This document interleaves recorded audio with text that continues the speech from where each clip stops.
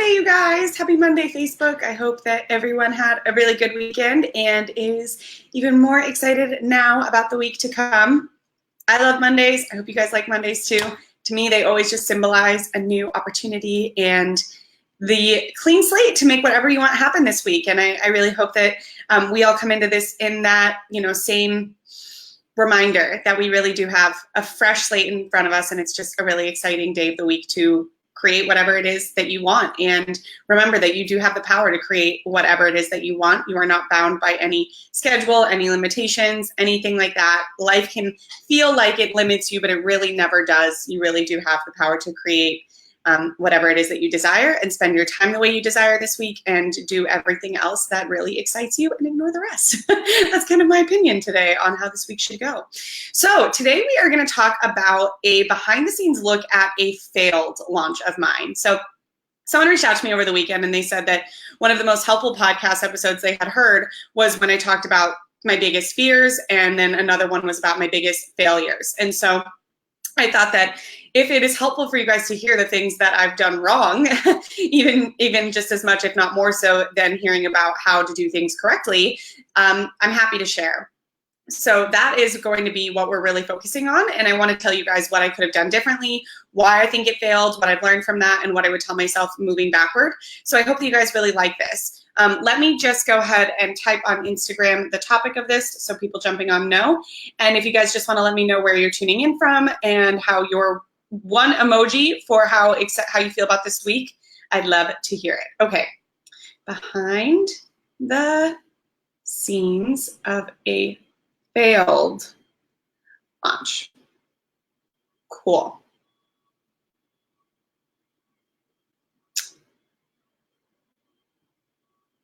Love it. All right, you guys, if you are ready, let's go ahead and jump in, and I will tell the whole story. Visionaries, welcome back to the Your Biggest Vision Show. I am your host, Leah, and today we are going behind the scenes of one of my biggest business failures. I mentioned this, but I got a message over the weekend from a podcast listener who said that one of her favorite episodes was hearing, or I think her favorite two were something about hearing about my biggest failures in business and my biggest fears in business. So this tells me that there is value to you guys in hearing about the things I've done wrong, just as much, if not more, than hearing about the things that I've done right or that have gone right in my business. And I have to say, it's not the easiest thing to come on here and talk about something that I really, really messed up in. And to be totally transparent, this episode made me a bit nervous. I'm coming on here to share a launch that went totally wrong for me. And not totally wrong, because I don't think anything ever is totally wrong. You always learn something. And, my job, I am a business strategist. I help people get to 6 figures in business. So coming on here and talking about something in my own business that didn't go well is a little bit nerve-wracking. But I really realized that it's actually because I went through this failure and because I went through this launch that didn't go well that I'm actually better at what I do, because I know what doesn't work. I know how to get through it when things don't go as planned. I know how to financially recover. And no launch is ever perfect for anyone. Nothing that we try for the first time, we never can know how it's going to go. There's so many factors that go into these things. So I think knowing how to recover from something that doesn't go as planned is actually more powerful than pretending that I've always done everything right all along. So that was just a little internal monologue I had that I wanted to share with you, because maybe you also want to share some mistakes that you've made, or maybe you're nervous to share things that didn't go right with your own audience if you're an entrepreneur. And it can be a little bit vulnerable, but that is the conclusion I came to, that I actually think it makes me a better business coach because I know how to get through when things don't go as planned, than to pretend that I have a pristine track record, which I don't. And by the way, no one does either. So with that, let's go ahead and get started. I'm going to set the scene for you guys, where in my business I was, what I did, what I thought I was doing right, what I did do right, what it was actually like during the launch period, realizing that it wasn't working, and what I have learned from it and what I would go back and do differently. So let me take a sip of water. In the meantime, let me know where you guys are tuning in from. Everyone on Instagram, I'd love to hear where. And I still would love to see the emojis from some of you on how you feel about the week. I don't know where you guys are located, but I am in New York City, and it is like the dog days of summer right now. It is so hot, you guys. So I am just trying to stay cool. Oh, I love the fire emojis. All right, Zaina says that failure is judgment placed on a result. Yes, I believe we can fail in the short term, but in the long term, I agree with him on that. I agree. It's a judgment on a result. It's not really a failure. So let's go ahead and take it back. I'm not going to go too much into my story, but for those of you that don't know me, I run a website called Urban 20 Something. I am a business strategist and coach for entrepreneurs, and I have really helped mostly people build businesses around their 9-to-5 jobs, help them leave, and then help them get to 5-figure months from there. So I love what I do. I love working with entrepreneurs. And oh, hey, Allison, I'm so happy to see you here. Yeah, you know how hot it is here. He's in New York too. That's what I do. And I didn't always have the business that I have now. I also didn't always know how to do what I do now. And here today, you are here for one of the stories that was my business before what it is now. This was not in the 6-figure days. So it was early on, and I decided that I wanted to create an e-course. And I didn't really know much about actually launching something. I felt pretty comfortable about creating the e-course, and especially I felt confident in the topic of the e-course because I feel like I'm like gathering you all around a fire. It was early on one night. I felt confident about actually making the e-course because I had actually gotten the idea from my audience themselves. They had been asking me questions about how to do a certain thing, and I knew how to do it. So I thought, well, what better way to, do market research than to actually have had your audience ask you for a particular problem to be solved. So I feel good about the e-course, but I also am pretty aware about the fact that I don't necessarily know how to launch per se. I hadn't done a whole lot of launching back then. I had still kind of made money at that point, just randomly here and there. I didn't know what really goes into that whole process. And it was a very amateur launch. Nowadays my launches have like Facebook ads and lots of bells and whistles, and they're a lot more complex. This was very early on. So knowing that I did not really know how to launch something successfully, decided that I should get help. So I hired a business coach she was more like of a blog coach specifically, not business in general. But I knew that she had e-courses and that she had helped her clients create e-courses. And at the time, my website was still more blog focused, so it felt like a good fit. So I hired her for a month, I think, or something like that. And to be clear, this was a very scary investment for me to make. It was something like $500, which, at the time was a lot. I didn't have a whole lot of extra money around my 9-to-5 job. But I knew I didn't know how to do this, and I didn't want to waste my time or money doing it wrong. So I hired her to help me, and she did help me a lot. She helped me understand how to make a sales page. She helped me understand how to grow my email list beforehand so that they were more nurtured and ready to buy that particular product. And she helped me, she really helped me get out of my own way, which I didn't realize how much I needed, but she really helped me hurry along. I think a lot of us know some of the things that we need to do to get to the next level, but we're waiting for them. Like we're waiting for permission to actually do them. I think I've gotten a lot better at that now, but then I even remember, being on calls with her and saying like, I want to get lead pages, which is a software to build sales pages, or I want to build an ebook, and maybe I'll do that all one day. And she was like, what, Leah, like, what are you waiting for? She was really good at being like, just do it now. You're ready for it now. Even the e-course, I knew I wanted to make it, but I felt like I was far from ready for it. I didn't know how to do it. I didn't have a big audience. I just felt like it was a completely different zone. And she really helped me see that I was standing in my own way with a lot of these things. So I hire her, she helps me create it. She helps me walk through what it will be like when I launch it. And then I stopped working with her because I felt like she had told me what to do. And now I just needed to go forth and, do it on my own. So a few months after that, I am in a position where I have a decent sized email list. I think I had like 1,000 people on it. I have my e-course done and ready, which by the way was not an easy thing to create. They are not for the faint of heart. And I had emails set up to launch it.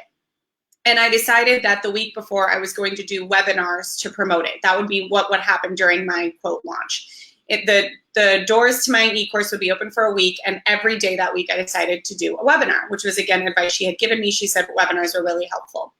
So I did this all so old-fashioned, and I basically decided to do 2 different webinars both around the topic of my e-course, but that were slightly different.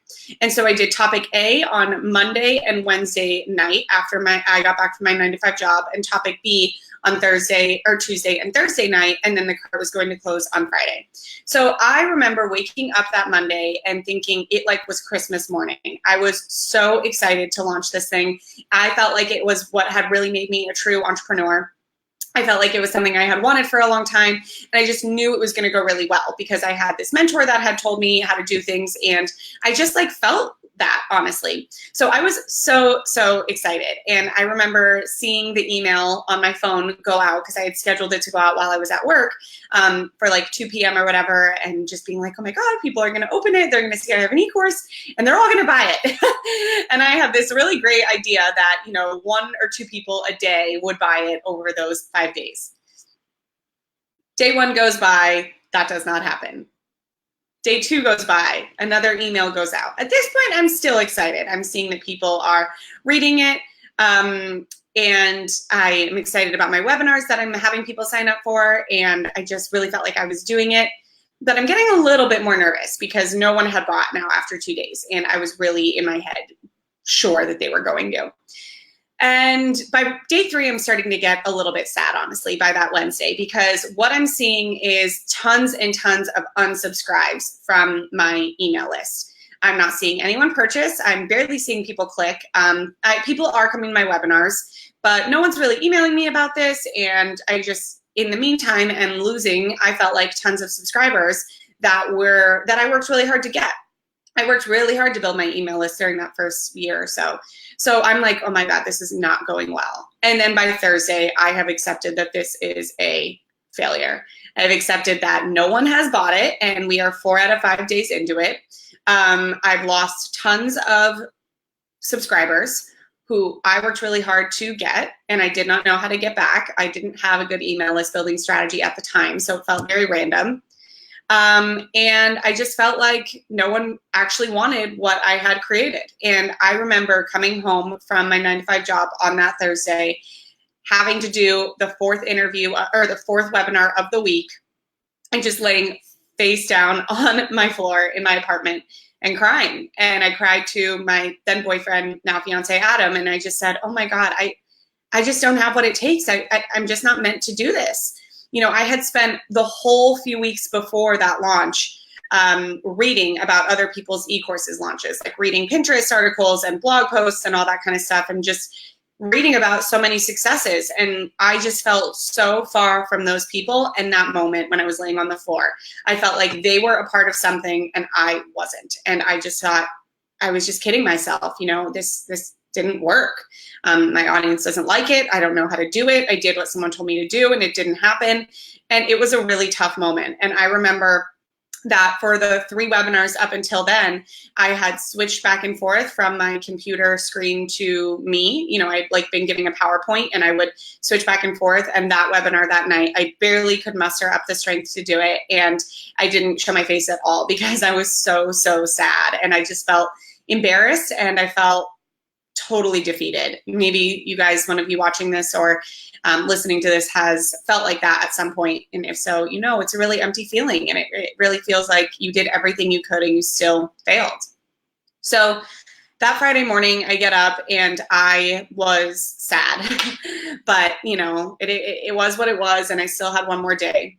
And so I remember riding the subway to work, and I listened to a podcast episode, and I need to find out whose podcast this was, but it was kind of an older episode. And on it, someone talked about what they called 11th hour miracles. And they said that all the greats know that when you're trying to do something new or sell something or launch something or create something or convince someone of something, it is not about the whole entirety of the process. It is about the ending and pushing through even when things don't necessarily seem like they're going the way they want to.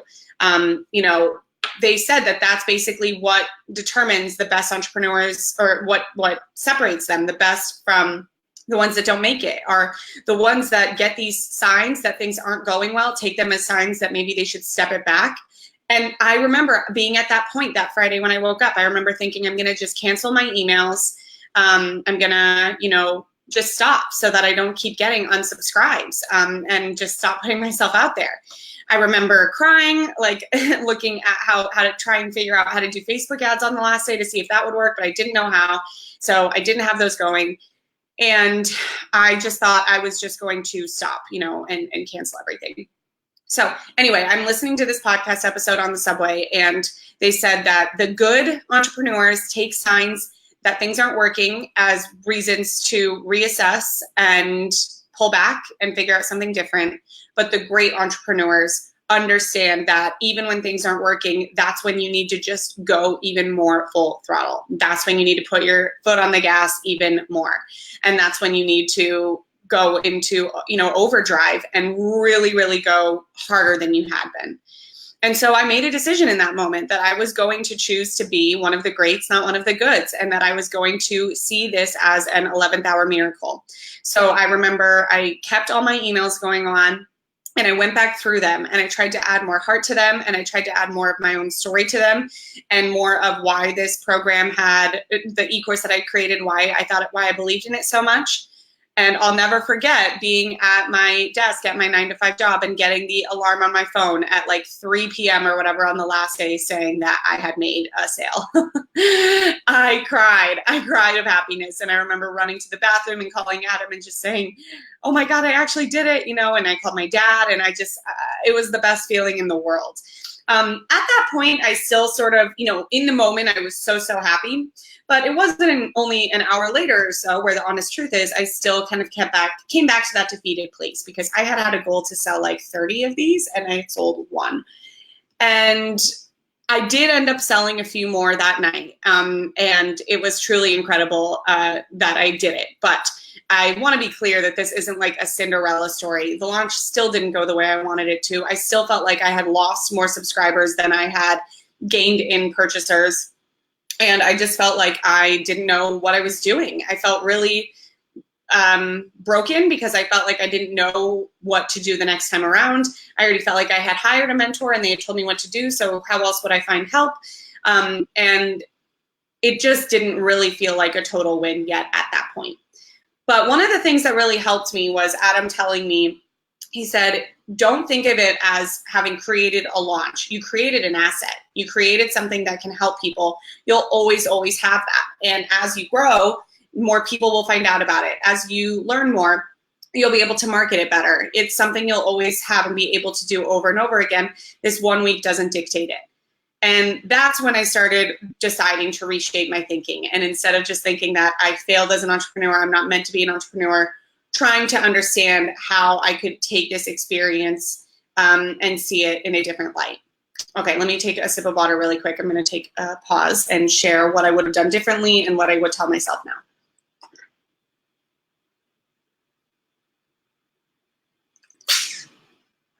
Okay, so here's what happened from there, and then I'll share kind of the takeaways and what, if you're relating to this at all, I wish I would have known. And I'd love to hear, those of you that are watching live, have you ever had something happen to you like this, where you just felt defeated or you felt like you didn't do something right? Let me know if this is familiar to you. So from there, after I cooled off for a little while and didn't feel so melodramatic anymore, I realized that even though I didn't hit my income goal or my sales goal, that still was the highest month that I had ever had from my side hustle. And I started realizing that I actually had a bit more power than I was giving myself credit for. And here's what I mean. And I want you all to hear this really, really clearly. Whenever you sell one thing, and besides that, whenever someone subscribes to your email list, whenever one person emails you that they found something helpful, whenever you get traffic to your website, all these seemingly small wins, that is something that you manifested from absolutely nothing. Absolutely nothing. That is something you have created out of nothing. And that is something that anyone who is working in a 9-to-5 job will never feel in their 9-to-5 job. And I'm not trying to be cynical or snobby by saying that, but it's just the truth. If you are working at a company that was built before you, yes, you can have your wins and you can have good presentations and you can have a raise and you can have moments where you're helping the organization. But to truly have created something from the ground up is such a powerful thing that those little wins need to be reshaped and need to be rethought. And you need to understand that you did something out of, you've already changed someone's life in even a small way out of nothing.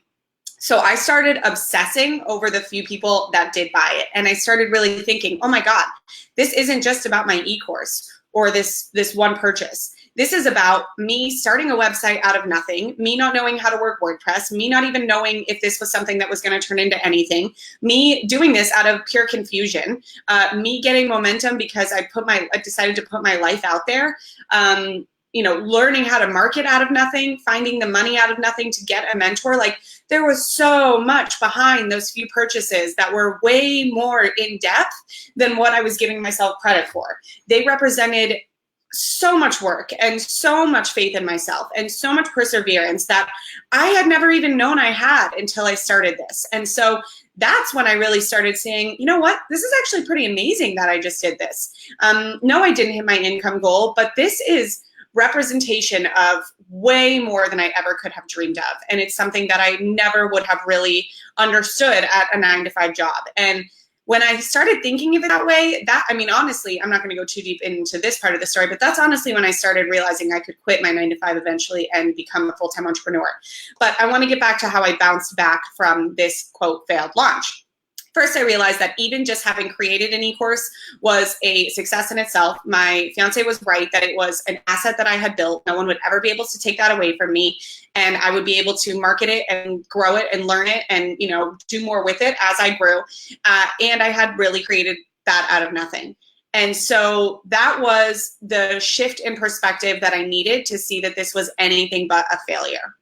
And then I just want to make a note in case you guys are familiar with this, that as I was telling this story and realizing how hung up I was on the unsubscribes during that time, because I felt like I had worked so hard to get these people on my email list and they were unsubscribing, I wish I could go back and shake that out of like the little baby Leah, because those people that are unsubscribing were never going to buy from me anyway. If people just come onto your list because they want a free download, but they're not actually committing, then you don't need to pay for them to be on your email list. And I'm not saying that to say that they don't matter or anything, but I have not batted an eye about an unsubscribe, which I get every day. In fact, I have a whole funnel for people that aren't active within my website or my emails for more than 4 months, where I unsubscribe them without even really giving them the option to stay, because I don't need that on my email list, So if you are ever stuck on the unsubscribes, I just want to make really clear that is never something you should be worried about. It just makes room for the people that really want to be there. So that's one part of that. Okay, so coming back to realizing the power and how much more this launch and experience and creation had meant, more than just, a few purchases here or there, whether they did or didn't happen. From there, I was able to start seeing this as more of a learning experience. And here's what I learned during this. Number one, having a coach or mentor is not about having someone tell you what to do and then walk away. And I want to be really honest. I remember feeling a little bit of resentment toward her during that time, because I felt like I had done what she had said and it didn't work. And maybe you guys have had situations like that too.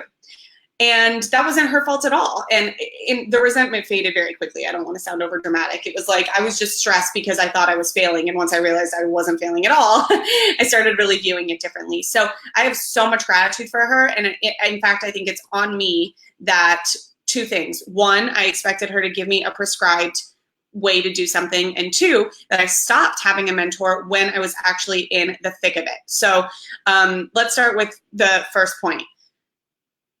If you want to be an entrepreneur, you have to let go of the idea that there are perfect ways to do anything. In fact, that would suck the fun out of entrepreneurship in general.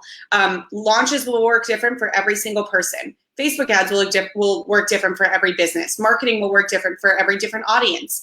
Nothing is the same. There is no prescriptive way to do things. Even I had Emily Hirsch on my podcast a few weeks ago, and she runs a huge Facebook ad agency. And she says even with her clients, when they come on, they are never, going through a specific type of Facebook ad strategy. They are testing. They're seeing what works for their clients. So that's a great representation of entrepreneurship in general. There is no one way to do things. So for every time you try to do something and you learn something, you get closer to what's actually going to work for you. So I was wrong in thinking that there needed to be one particular way for me to launch this that would get me the quote success I was looking for. And it was wrong of me to put that on anyone else other than myself. Two, a real mentor is not just about having someone like tell you what to do. It's having them help you learn how to think and stand out of your own way. And I think that, you know, having now mentored dozens and dozens of entrepreneurs, I can see that what they most get out of working with me is my ability to help them get out of their own way and help them strategize in a way that actually will help them reach their goals, you know, getting them out of any disempowering thinking and things like that. And I really could have used someone like that when I was on the floor crying, unable to actually do my webinar because I felt so defeated. And so it was on me to not have someone guide me through that actual process. And that, I think, is one of the reasons that it didn't go as well as it could have. Nowadays, I always have some sort of mentor or community or support system because, you know, it's really important to not be in that frame of mind. Okay, let me just read your comments really quick because I know you're saying you have to go. Okay. Okay, you own a business and you've put 30 bids out there and so far you've gotten 2, but I feel like we figured out the best way to do them. Okay, that's what I'm learning in a kind of different way. People are willing to pay for your services or never pay for your services no matter how cheap you go. Yeah, exactly, never lower your prices.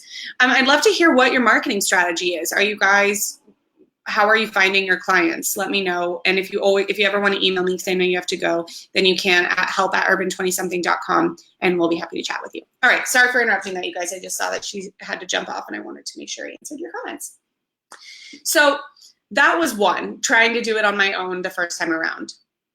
The next thing that I learned is, I mean, the simple advice is that I shouldn't have started with an e-course. This was early on in my business.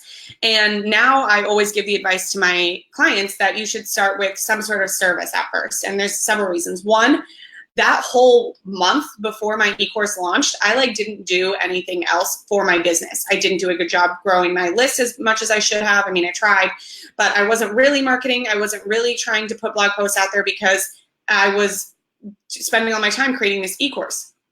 You don't have time to do that in the beginning. You need to be consistent with your marketing to get things out there. So when I was spending all this time behind the scenes, my business wasn't established enough to really be able to take that much time off from really putting it out there. And with a service, you don't need to do it. You don't need